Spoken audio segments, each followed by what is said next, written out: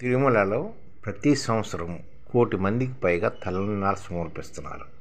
తద్వారా ఏటా 150 నుంచి 160 కోట్ల తిరుమలకు ఆదాయం వస్తుంది. 2003లోని 71 లక్షల మంది తలనీలాలు సమర్పిస్తే 2010లోనే 1,00,00,000 మంది తలనీలాలు సమర్పించారు. 2015 నాటికి 1,20,00,000 మంది తలనీలాలు సమర్పించారు. 2019 నాటికి 1,16,00,000 మంది తలనీలాలు సమర్పించారు. 2023లోని 1,05,00,000 మంది తలనీలాలు సమర్పించారు. 2024లో 99 లక్షల మంది తలనీలాలు సమర్పించారు. 2025 ఆగస్టు నాటికి 66 లక్షల మంది సమర్పించారు. డిసెంబర్ నాటికి 1,00,00,000 మంది చేరవచ్చని అంచనా అన్నమాట. తిరుపతిలోని తలనీలాలు సమర్పించడం అనేది అనాదిగా వస్తుంది. ఎందుకంటే భక్తులు తిరుమల వారికి తన అహంకారాన్ని తలనీలాల రూపంలో స్వామివారికి సమర్పించడం, తలనీలాలు తీసుకోవడం అంటే తన అహంకారాన్ని భక్తిపూర్వకంగా స్వామివారికి నివేదించడంగా భావిస్తారన్నమాట. మొదట్లోని తిరుమలలోని తలనీలాలు టెండర్ల ద్వారా క్రియలు జరిగేవి. అవగాహన ఉండేది కాదనమాట తలనీలాలకి. తర్వాత రాను రాను టెండర్లు కాకుండా 6 రకాలుగా విభజించడం 2011 నుంచి 6 రకాలుగా విభజించడం మొదలుపెట్టారు. అప్పటి నుంచి ఆదాయం పెరిగిందనమాట తలనీలాల ద్వారా. అలాగే చూస్తే మొదటిది ఏంటంటే 34 అంగుళాల కన్నా పొడవైన దాన్ని మొదటి నెంబర్ తల వెంట్రుకలుగా భావిస్తున్నారు. నెంబర్ 1 అంటే 34 అంగుళాల కన్నా పొడవైన దాన్ని తల వెంట్రుకలు ఉంటే దాన్ని గ్రేడ్ 1గా భావిస్తారు అన్నమాట తలనీలాలలో. నెంబర్ 2 ఏంటంటే 16 నుంచి 34 అంగుళాలు పొడవున్న 16 అంగుళాల నుంచి 34 అంగుళాలు పొడవున్న తల వెంట్రుకల్ని గ్రేడ్ 2 కింద భావిస్తారు. గ్రేడ్ 3 కింద 10 అంగుళాల నుంచి 15 అంగుళాలు పొడవున్న తలనీలాలని గ్రేడ్ 3గా భావిస్తారన్నమాట.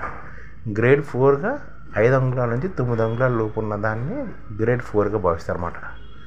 5 అంగుళాల కన్నా తక్కువగా ఉన్నదనుకో తల వెంట్రుకలు దాన్ని గ్రేడ్ 5గా భావిస్తారన్నమాట. 5 అంగుళాల కన్నా తక్కువ ఉంటే దాన్ని గ్రేడ్ 5గా భావిస్తారు. అందులో నెంబర్ ఆరోది తెల్లవి ఉంటాయి కదా తల వెంట్రుకలు, దాన్ని ఆరోదిగా విభజిస్తారు అన్నమాట. ఆన్లైన్ టెండర్ల ద్వారా నిర్వహించి ఈ 6 రకాల తలనీలాలని ఆన్లైన్ టెండర్ల ద్వారా నిర్వహించి విక్రయిస్తుంటారు అన్నమాట. చిన్నదాన్ని, పెద్దదాన్ని, పొడవుదాన్ని అన్ని జాగ్రత్తలు తీసుకుంటారు అన్నమాట. మొదట్లోనే దీన్ని వేడి నీళ్ళలోనే ఉడకబెట్టి శుభ్రపరుస్తారు. తర్వాత చిక్కులు తీసి ఆరబెట్టి శుభ్రంగా కడిగి ఎండబెడతారన్నమాట. ప్రతి సంవత్సరం 200 కోట్ల వరకు ఆదాయం వస్తుందని చెప్తున్నారు. 2000 అంటే ఇప్పుడు వరకు తలనీలాల ద్వారా 1000 కోట్ల ఆదాయం వచ్చింది. ప్రతి సంవత్సరం 200 కోట్ల దాకా ఆదాయం వస్తుంది. ఈ విధంగా తలనీలాల ద్వారా తిరుమలకి ఆదాయం ఉంది.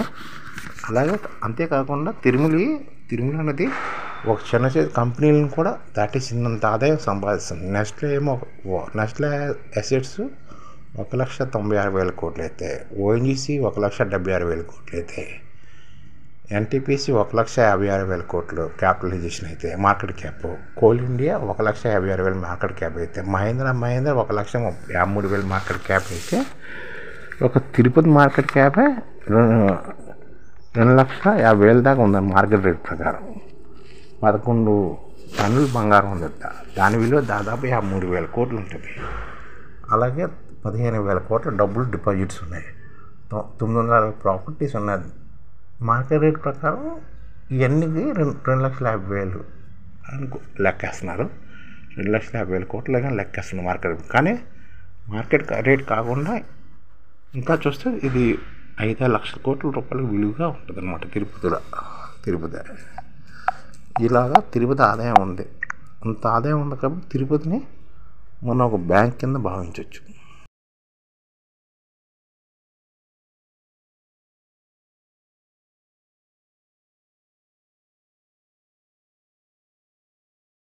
ఈ ఛానల్ ముఖ్య ఉద్దేశం ఏంటంటే మన తెలుగు రాష్ట్రాల్లో 1 కోటి మందికి సంఘటిత రంగాల్లో ఏ విధంగా ఉద్యోగాలు ఇవ్వవచ్చు, కనీస నెల జీతం 30,000 వరకు ఏ విధంగా ఇవ్వవచ్చు, ఏ విధంగా చేస్తే ఉద్యోగాలు సృష్టించబడతాయో వివరిస్తూ ఈ ఛానల్ వీడియోలు వస్తాయి. అలాంటి వీడియోలు మీకు కావాలంటే మన ఐడిఎఫ్ భాస్కర్ ఛానల్ని సబ్స్క్రైబ్ చేసుకోండి. ఐడిఎఫ్ అంటే ఇండియన్ డెవలప్మెంట్ ఫోర్స్.